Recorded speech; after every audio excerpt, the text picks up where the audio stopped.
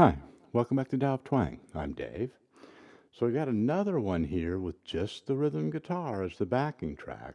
And I've got a little bit of a drum thing going on there. It's a kick and a snare, and that's it, but no arrangement. And that's just to help us get onto and stay on this different time signature today, which is a 6/8, right? Or a 3 feeling beat rather than 4/4, like a lot of the videos are. And that's as per requests from some of you to do some different time signatures. So this is the first one that we're going to look at, and it shows up a lot in popular stuff, and I think it's just going to be fun to um, do something else. And these, even when you go back to playing in 4, these kind of feel things can kind of you know drift over into that and just give you a sense of playing in triplets and stuff. This is just going to be a real workout and really mortaring that feeling of staying dedicated to that feeling of 3. Um, so we haven't done a whole lot of this on the channels. It should be fun. So the first thing we can do here is I'm going to go ahead and tell you that we're in G. So sometimes we have, if you're new to the channel, we have like we have like our trivia question, like name the key or something. This time it's in G. Maybe the question in the comments can be expressing the progression in numerical expression within the key of G. There, so we still have something to comment about there. So here's our progression. It's A minor, E minor, G, D. Now, that 6/8 feels like this. I'm going to count it. 1, 2, 3, 4, 5, 6. 1, 2, 3, 4, 5. 1, 2, 3, 4, 5, 6. 1, 2, 3, 4, 5, 6. 1.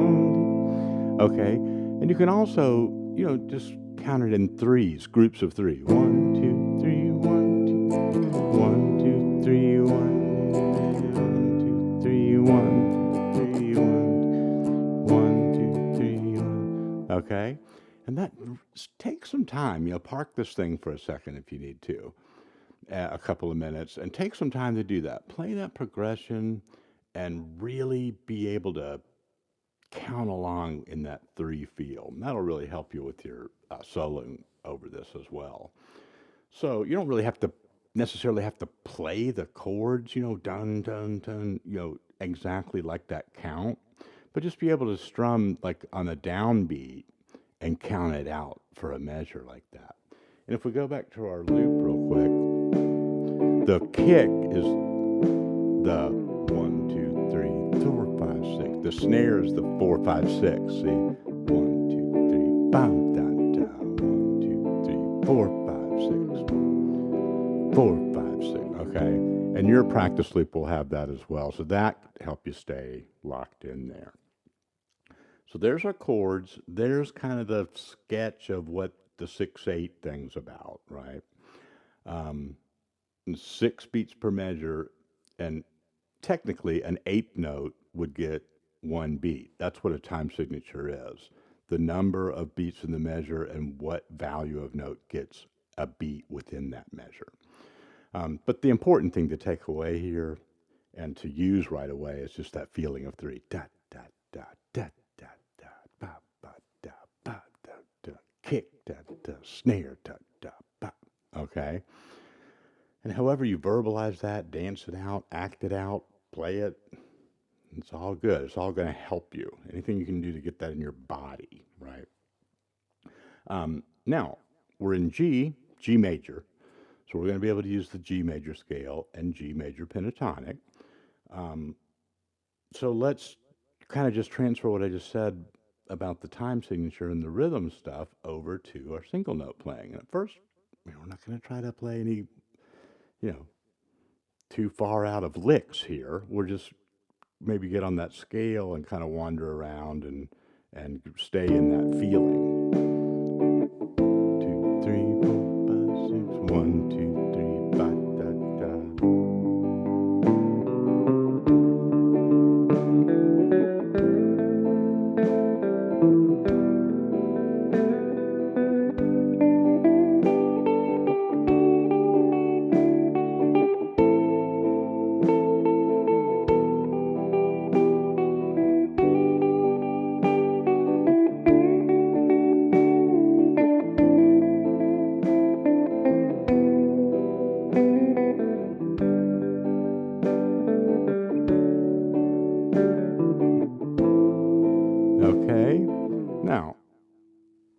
need a whole lot of explanation there. That example kind of speaks for itself. I really stuck to the bum, dum, dum, dum, dum, dum. And I use notes that, if you're not that comfortable with the major scale or the major pentatonic, that's okay. Just stay on single notes more often, right? Or if you're using a little diagram or something, or if you're just still kind of learning that.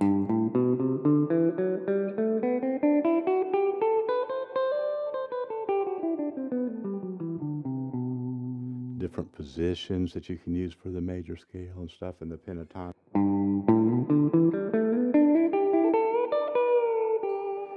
You don't have to play all those notes in sequence when you're learning something, especially if you're, challenging yourself to play a different rhythmic feel or something.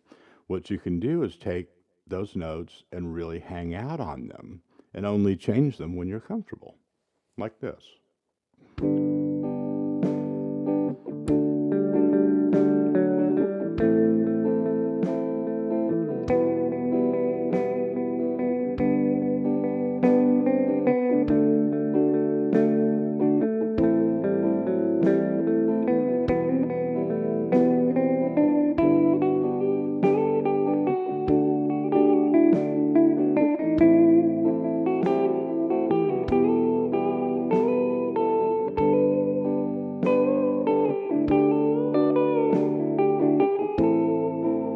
Okay, now I branched out there at the end. I do that a lot in these videos because it's not that you need to do exactly what I just did, but I want you to see how you're on a path that leads to more, right? And the more is going to be different for you than it is for me. And sometimes, show you stuff where you can back it up and kind of copy what I'm doing if you really like it. But for the most part, it's the method of improvisation that I'm showing you. So when I do that, I don't mean to just run away with it from you like that. It's that, you can see how you kind of start with a snowball and you roll that thing around and it gets bigger and bigger, right? And that's the idea with the approach that most of this teaching on this channel is based on. So, but I want to make sure that, I give you clear examples of how to practice those skills to walk that path. So that's a pretty good overview there. So let's kind of review what would be a practice routine here. How would I really work on what's being taught in this lesson?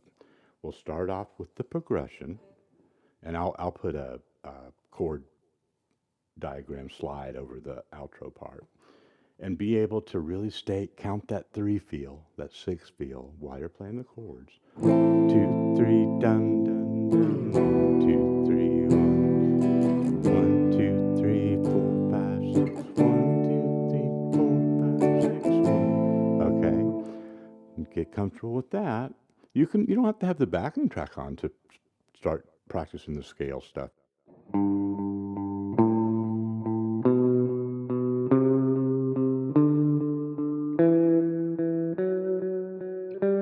That would be cool right there. Just different positions of the scale, but staying in that third.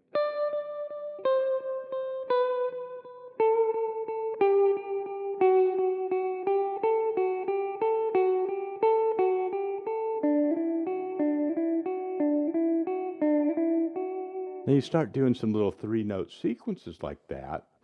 It starts getting a little more of a composition going.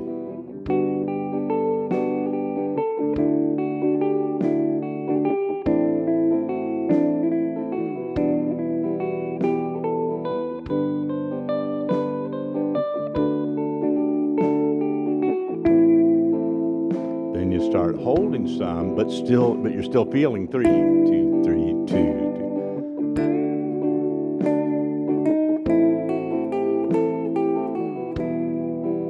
Feel that?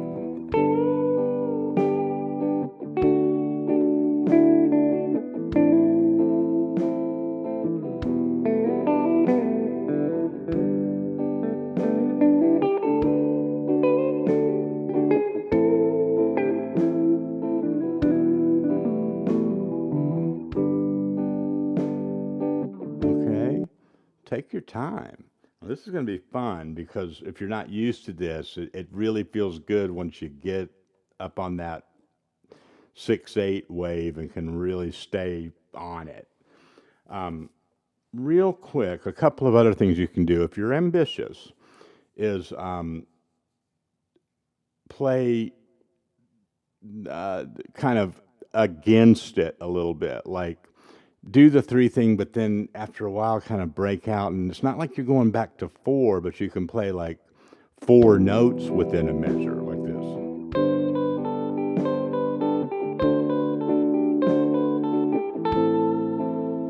Okay, well, within one of the groups of 3. I said measure, but it'd be like over each dun dun dun dun dun dun dun dun, except you're playing 4 notes. Don't stress over this, but it sounds cool.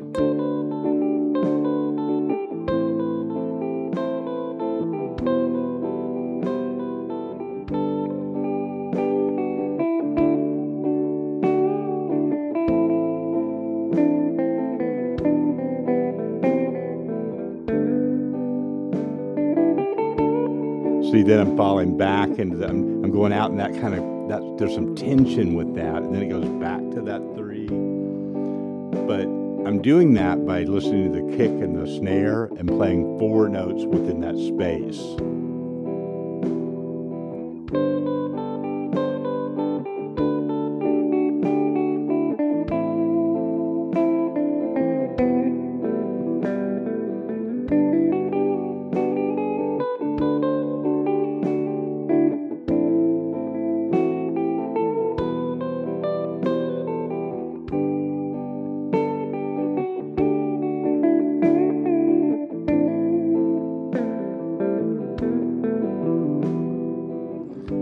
Most of what I'm doing there is the 3 and the 6 thing. Don't worry about that 4 thing at first, but I did a little bit of that in the intro, so I wanted to mention it. But that's more of a look into an idea of how you can, everything. When you learn these skills, I'm including that because it doesn't mean that every time we play in a song that's in 3 or in 6, we're just going to adhere to that all the time, right? But at first, adhere to it, right? Just really, have fun and trust that one, dedicate yourself to that one aspect of it. But that later on, when you kind of push back against it with a different number of notes within that same space, that's where you get a lot of the stylized things that you hear that sound really cool. And so I wanted to sort of start to demystify that a little bit for you, but not get into a technical discussion of the fractions of what that would involve necessarily. I think that'll do it. So really get into the 3 and 6. Start off with simple with your scale tones. Get into some other sequences of notes. And remember to hold things and leave space too. I'm going to play just another small example. That'll get you to the practice loop. Okay, talk to you next time.